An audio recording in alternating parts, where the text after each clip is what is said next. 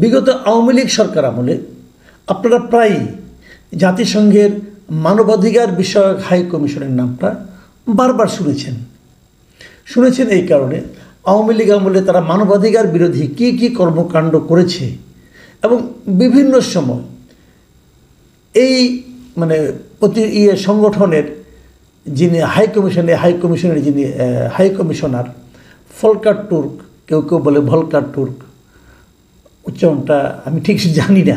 আমাদের প্রথম আলো দেখি লেখে ফলকার তুর্ক এবং অন্যান্য পত্রিকা লেখে ভলকার তুর্ক। যেটাই হোক, এই ভদ্রলোকের কিন্তু আমরা বিবৃতি দেখেছি এবং সেই বিবৃতিগুলোতে আওয়ামী লীগের যে মানবাধিকার বিরোধী যে সমস্ত কর্মকাণ্ড তার সমালোচনা তারা কিন্তু করত। সেই সমালোচনা নিয়ে আওয়ামী লীগ সরকারে যারা মন্ত্রী ছিলেন তারা বলতেন গাজায় এত মানবাধিকার বিরোধী কর্মকাণ্ড হচ্ছে, সেটা নিয়ে কিছু বলে না, আমাদের নিয়ে কেন বলে, ওইদিকে নজর দেন, হ্যান করেন ত্যান করেন, এগুলি বলা হতো। এবং আমাদের যিনি ডক্টর ইউনূস, আমাদের বর্তমান অন্তর্বর্তীকালীন সরকারের যিনি প্রধান উপদেষ্টা, ওনাকে আমরা বিভিন্ন সময় দেখেছি যে ইউরোপীয় এই ধরনের বিভিন্ন প্রতিষ্ঠান সংগঠনের বিবৃতি ওনার পক্ষেও এসেছে অনেক সময়। উনি এগুলিকে বেশ গুরুত্ব দিয়ে থাকেন।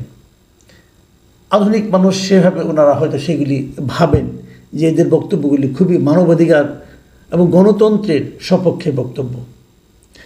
তো এখন তো ইউনূস সাহেব রাষ্ট্র চালাচ্ছেন, সরকার চালাচ্ছেন।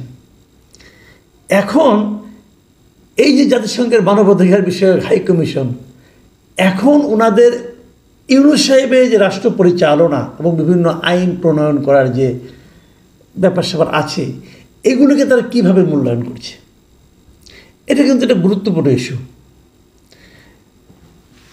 সোমবার গতকালকে সুইজারল্যান্ডের জেনেভায় এই 59তম মানবাধিকার পরিষদে এই মানবাধিকার বিষয়ক হাই কমিশন সেখানে তাদের বার্ষিক প্রতিবেদন উপস্থাপন করেছে।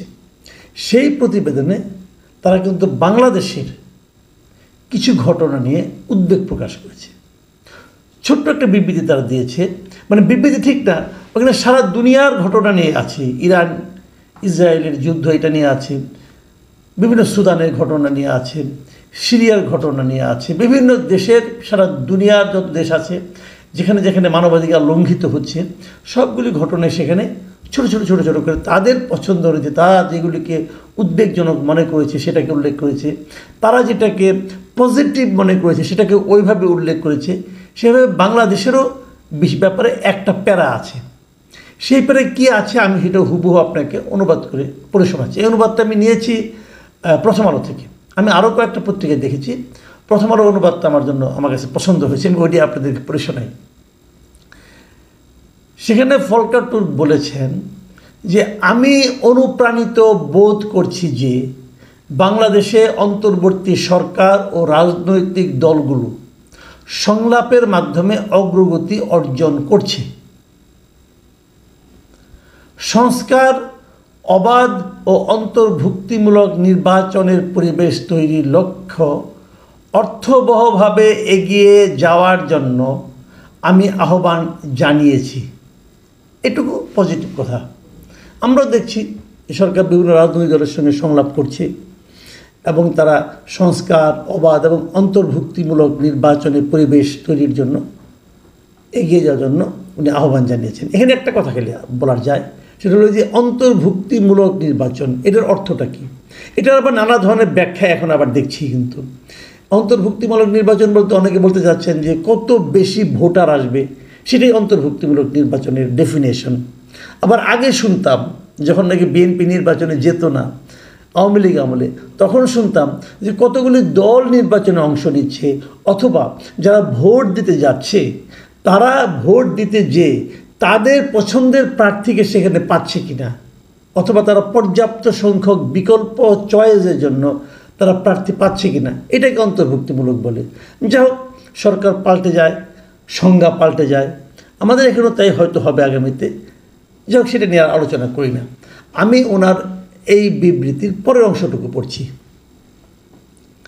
সেখানে উনি বলেছেন, অবশ্য রাজনৈতিক দল ও সংগঠন নিষিদ্ধ করার সুযোগ তৈরি করে সম্প্রতি আইনের পরিবর্তন আনা এবং এ সংক্রান্ত সব কর্মকাণ্ড নিয়ে আমি উদ্বিগ্ন। খুব ঠান্ডা মাথায় খেয়াল করুন, উনি কি বলেছেন যে রাজনৈতিক দল ও সংগঠন নিষিদ্ধ করার সুযোগ তৈরি করার জন্য একটা আইনের পরিবর্তন করা হয়েছে। কিন্তু আপনি এটা জানেন যে মানে এই সরকার কিছুদিন আগে যে একটা মানে আপনার সন্ত্রাস বিরোধী অধ্যাদেশ জারি করেছে 2025। সেখানে বলা সেটা কেন করা হয়েছে যে সন্ত্রাসী কর্মকাণ্ডে জড়িত ব্যক্তি বা সত্তা বলতে নেই সংগঠন, আমি ওদের ভাষায় বলছি, যে ব্যক্তি বা সত্তার যাবতীয় কার্যক্রম নিষিদ্ধ করার বিধান যুক্ত করে সন্ত্রাস বিরোধী অধ্যাদেশ 2025 অন্তর্বর্তীকালীন সরকার জারি করেছে। এবং সেই সঙ্গে তারা আর কি করেছে, এটা জারি করার মাধ্যমে তারা কি করেছে, এটা জারি করার মাধ্যমে এই জারি করার আলোকে যে যতদিন পর্যন্ত আন্তর্জাতিক অপরাধ ট্রাইব্যুনালে এই আওয়ামী লীগের সংগঠনের বিভিন্ন আওয়ামী লীগের যারা ভাতৃপ্রতিম সংগঠন আছে সবগুলোর নেতাকর্মীদের বিচার শেষ না হবে ততদিন পর্যন্ত এদের যাবতীয় কর্মকাণ্ড নিষিদ্ধ হয়েছে এই আইনের মাধ্যমে। এরপর আর কি করছে, হলো এই আন্তর্জাতিক ট্রাইব্যুনাল যেটা করছে অপরাধ ট্রাইব্যুনাল, তাদের কিছু আইন সংশোধন করেছে। আইন সংশোধন করার মাধ্যমে আগে এদের আইনে ছিল না যে তারা কোনো রাজনৈতিক দলকে নিষিদ্ধ করতে পারবে, এমন কোনো আইন তাদের ছিল না, এখতিয়ার তাদের ছিল না। ওই এখতিয়ারটা এখন দেওয়া হয়েছে। সেখানে বলা হয়েছে আন্তর্জাতিক ট্রাইব্যুনাল যদি মনে করে যে কোনো রাজনৈতিক দল তার অঙ্গ সংগঠন বা সমর্থক গোষ্ঠীকে তারা চাইলে শাস্তি দিতে পারে। মানে শাস্তি দেওয়া মানে কি নিষিদ্ধ করতে পারে, আংশিক নিষিদ্ধ করতে পারে, কর্মকাণ্ড নিষিদ্ধ করতে পারে, অনেক কিছুই করতে পারে। এটা তারা করার সুযোগটা আইনটা সংশোধন করেছে। এই যে আইনটাকে সংশোধন করা, এই যে অধ্যাদেশটা জারি করা, এটার ব্যাপারেই কিন্তু এই ভলকার তুর্ক বলেছেন যে রাজনৈতিক দল ও সংগঠন নিষিদ্ধ করার সুযোগ তৈরি করে সম্প্রতি যে আইনে পরিবর্তন আনা হয়েছে এবং এ সংক্রান্ত সব কর্মকাণ্ড মানে এই আইনের আলোকে যে রাজনৈতিক দলগুলোকে যে রাজনৈতিক কর্মকাণ্ড নিষিদ্ধ করা হয়েছে, এখন আপাতত তারা কোনো রাজনৈতিক কর্মকাণ্ড চালাতে পারবে না। এই যে এইগুলো হলো সব কর্মকাণ্ড, এই সব কর্মকাণ্ড নিয়ে উনি উদ্বিগ্ন। তার মানে সরকারের এই আইনটাকে, এই অধ্যাদেশটাকে এবং এ সংক্রান্ত কর্মকাণ্ডকে জাতিসংঘ মানবাধিকার কমিশন ভালোভাবে দেখছে না। এটাকে মানবাধিকারের সঙ্গে সাংঘর্ষিক বলে তারা বিবেচনা করছে। তারপরে উনি শেষ বাক্যটা এভাবে লিখেছেন, এটা অন্যায্যভাবে সংগঠনের স্বাধীনতা, মত প্রকাশের স্বাধীনতা ও সমবেত হওয়ার স্বাধীনতাকে সীমিত করবে। মানে এই আইনটা হলে সংগঠন করার স্বাধীনতাকে সীমিত করে দিবে, মত প্রকাশের স্বাধীনতাকে সীমিত করে দিবে এবং একসঙ্গে কিছু লোক একটা বিষয়ে আলোচনা করার জন্য সমবেত হবে, সেই সমবেত হওয়ার স্বাধীনতাকেও সীমিত করবে। কথা কিন্তু পরিষ্কার। এই কথাগুলো পশ্চিমা জগতের কাছে খুবই প্রিয় ব্যক্তিত্ব ডক্টর মোহাম্মদ ইউনূস কিভাবে দেখবেন, কিভাবে মূল্যায়ন করবেন? উনি কি বুঝতে পারছেন যে ওনার অবস্থানটাকে উনি টেনে কোথায় নামিয়ে নিয়ে যাচ্ছেন? ওনার কর্মকাণ্ড নিয়ে জাতিসংঘ মানবাধিকার হাই কমিশন এখন সমালোচনা করছে। এই সমালোচনাটা উনি অর্জন করেছেন। এটা কি শেষ বয়সে এসে ওনার অর্জন করার কথা ছিল না। যে কাজটা উনি করতে যাচ্ছেন এটা তো বোঝাই যাচ্ছে এই আইনটা সংশোধন করা হয়েছে আওয়ামী লীগকে এবং তার অঙ্গ সংগঠনকে নিষিদ্ধ করার জন্য। এটা বোঝাই যাচ্ছে, বুঝতে কোনো কষ্টকর হওয়ার কথা না। ভলকার তুর্কের যখন কষ্ট হয় নাই, আমাদের নাকি কষ্ট হবে? আমরা তো এখানেই বসে আছি। শেষ পর্যন্ত ওনারা পারবেন কি না এবং করলে পরে তার প্রতিক্রিয়া আমাদের এই সমাজে কি হবে সেটা বোঝার মতো মানসিক স্থিরতা কি ডক্টর ইউনূস সাহেবের আছে? ওনার বয়স হয়ে গেছে, আমার ইদানিং একটু সন্দেহ হচ্ছে। ভিন্ন মতকে ধারণ করার যে ক্ষমতা সেটা কি আছে? কিছু বললেই যে কথাটা বলা হয়, আমি এই কথাটা বলে আলোচনাটা শেষ করব। এটা নিয়ে পরে আরেকটা আলোচনা করব, যে কথাটা বলবো এখন সেটা নিয়ে।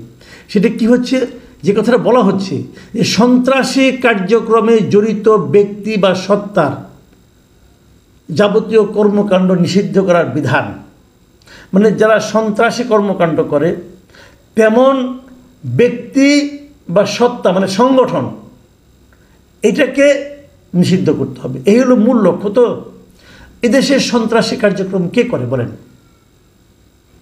কোন দল করে?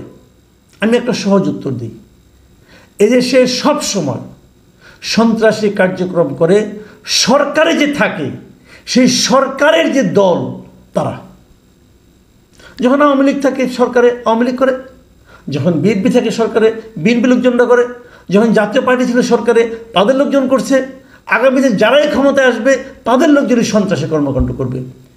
এখনই যারা ক্ষমতায় আসবে বলে মনে করা হচ্ছে তাদের লোকজন গ্রামাঞ্চলে এবং উপজেলা জেলা পর্যায়ে অলরেডি সন্ত্রাসী কর্মকাণ্ড শুরু করে দিয়েছে ভাই।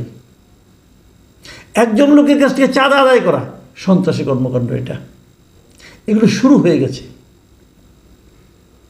কাজেই যদি আইন করতে হতো, আমি তো মনে করি আইনটা এইভাবে করা উচিত ছিল যে যারা সরকারে থাকবে তাদের রাজনৈতিক দলকে নিষিদ্ধ করা হোক।